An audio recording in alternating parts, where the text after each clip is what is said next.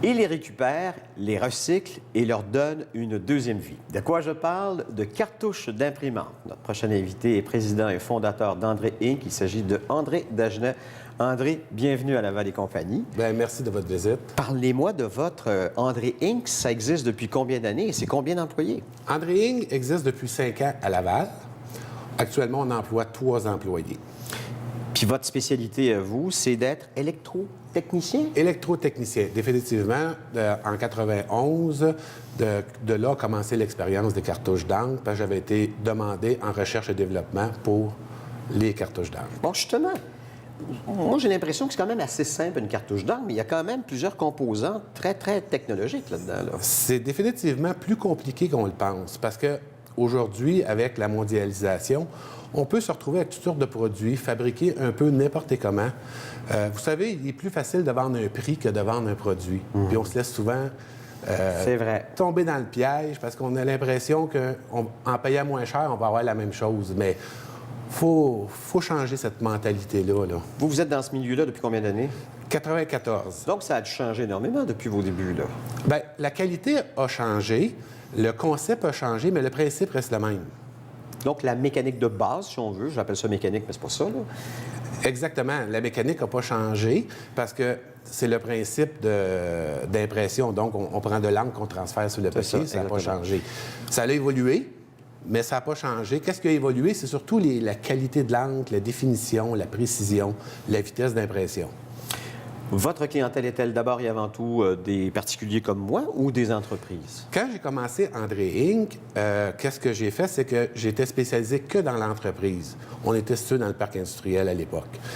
Mais la demande a fait que le particulier voulait venir, voulait acheter mon produit. Donc, il y a 3 ans, on a déménagé sur le boulevard d'Agenais. Donc, plus accessible aux gens. Plus accessible. C'est sûr que notre clientèle est encore majoritairement industrielle et commerciale. Surtout au niveau accord, parce qu'on fait encore beaucoup de recherche et développement pour des produits bien précis. On est entre vous et moi, il n'y a personne qui nous regarde. Pourquoi les cartouches d'encre coûtent si cher, puis les imprimantes pas vraiment? Bien, c'est une stratégie. Aujourd'hui, c'est qu'ils vont sortir beaucoup d'imprimantes très vite pour empêcher... ça prend 1 an à peu près avant qu'on soit capable de fabriquer une cartouche pour une imprimante, le temps que les composantes soient disponibles. 1 an? À peu près 1 an, oui. Puis il y a de l'électronique aujourd'hui dans les cartouches, oui, parce que le monde ne voit pas. Donc, le temps que la partie électronique soit reproduite, ça prend en moyenne 1 an. Donc, vu qu'ils sortent beaucoup d'imprimantes, bien, ça retarde notre processus, nous, de recyclage. Nous, est-ce qu'il y a une façon d'économiser de l'encre? Est-ce qu'il y a des cartouches qui coûtent moins cher? Comment est-ce qu'on fait ça, justement?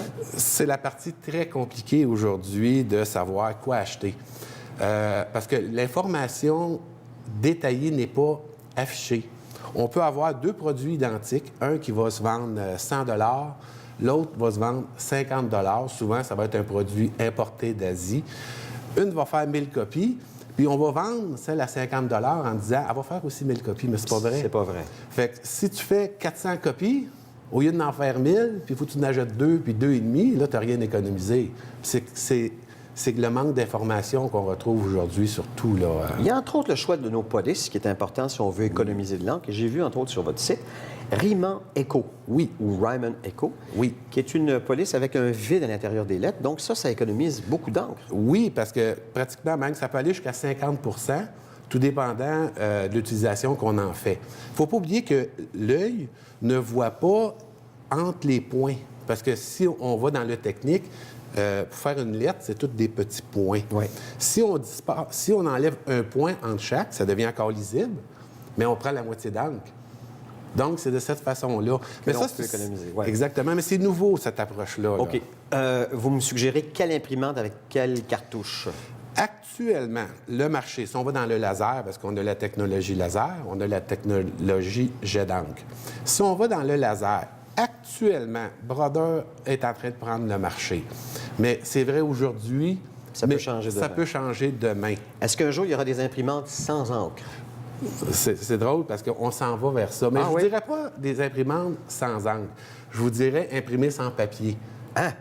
C'est qu'est-ce qu'on parle bientôt, là. C'est qu'est-ce qu'on commence à voir dans les techniques imprimées sur un média qu'on pourrait réutiliser.